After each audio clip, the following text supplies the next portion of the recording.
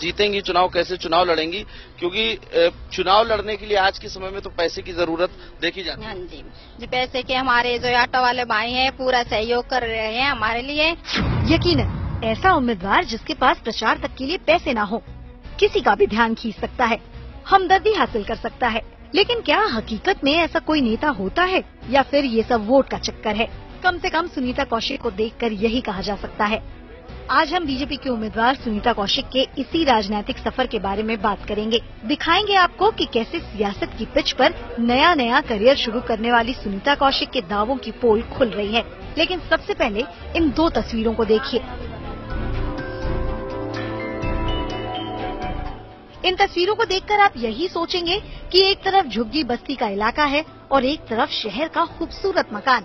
लेकिन आपको जानकर हैरानी होगी कि इन दोनों तस्वीरों का एक दूसरे से गहरा ताल्लुक है, या यूँ कहें कि सुनीता कौशिक के दावों की पोल ये 2 तस्वीरें ही खोलती हैं। चलिए अब आपको समझाते हैं कि इन दोनों तस्वीरों का ताल्लुक सुनीता से आखिर कैसे है। पहले इन झुग्गियों को देखिए। यूँ समझ लीजिए, जब तक सुनीता को एनसीडी चुनावों के लिए टिकट नहीं मिला था, ये छोटा सा आशियाना उन्हीं का था। करीब 3 महीने पहले इन्हीं झुग्गी झोपड़ियों में दिल्ली बीजेपी प्रदेश अध्यक्ष मनोज तिवारी ने गरीबों का दर्द समझने के लिए रात गुजारी थी। और इस दर्द को समझते हुए मनोज तिवारी इस नतीजे पर पहुंचे थे कि इन्हीं में से एक को टिकट दिया जाए, और इसी तरह सुनीता को टिकट हासिल हुआ।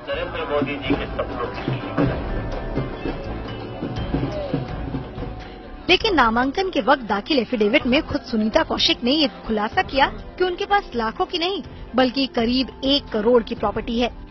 दिल्ली आज तक के पास सुनीता कौशिक का वो एफिडेविट है जिसमें सुनीता ने अपनी चल और अचल संपत्ति का जिक्र किया है, जिसके मुताबिक सुनीता और उसके पति के पास कैश के तौर पर 1,35,000 रूपए है, जबकि सुनीता और उनके पति के पास 7 लाख रुपए की ज्वेलरी है।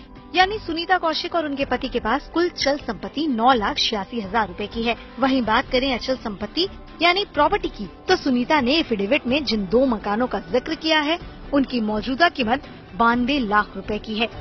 इस झुग्गी में उनका एक प्रकार से यहाँ के लोगों का कहना है कि उन्होंने कुछ झूठ नहीं बोला। हालांकि इसी झुग्गी से वो पिछली बार निकली थी, ऐसा माना गया था कि वो इसी झुग्गी की रहने वाली हैं, क्योंकि इन्हीं झुग्गियों में मनोज तिवारी भी उस वक्त रात्रि विश्राम कार्यक्रम के तहत आए थे और यहीं पर उन्होंने रात बिताई थी।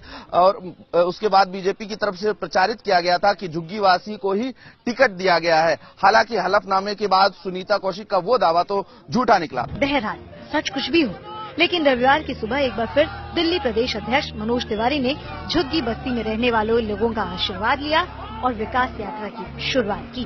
कपिल मिश्रा, पंकज जैन और अंकित यादव के साथ ब्यूरो रिपोर्ट, दिल्ली आज तक।